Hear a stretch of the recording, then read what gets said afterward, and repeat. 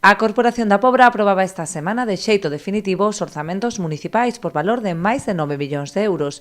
O PP denuncia que tan só se destina algo máis de medio millón a obras e investimentos, mentres que as partidas de gasto corrente de persoal supoñen o 85% do total. El 85% se dedica en gastos de personal y gastos corrientes y solo se dedica un 6,5% para lo que es inversiones y actuaciones y obras nuevas.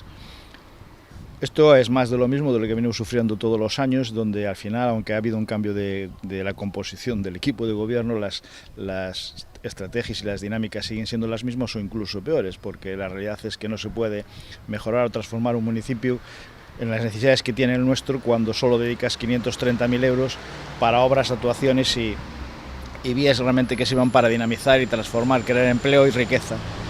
Estas cifras poñen sobre a mesa o elevado custo que supón para os pobrenses a xestión diaria do Concello, á cabeza da comarca, situando o seu gasto por habitante por riba de Porto do Son ou mesmo de Ribeira. Lo que le cuesta a cada vecino de nuestro ayuntamiento la gestión diaria en gasto de personal y gasto corriente son 846 euros.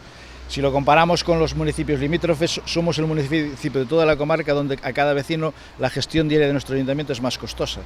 El más barato es el Porto do Son, donde realmente le cuesta a cada vecino 677 euros. Esa diferencia de dinero de unos a otros supone casi 1.600.000 euros, cuando somos dos municipios, ellos tienen 9.130 habitantes, nosotros tenemos 9.200 y pocos, y realmente lo que significa es 1,5 millón de euros para hacer gestiones, y así vemos que ellos crecen, se desarrollan y van haciendo actuaciones y nosotros no.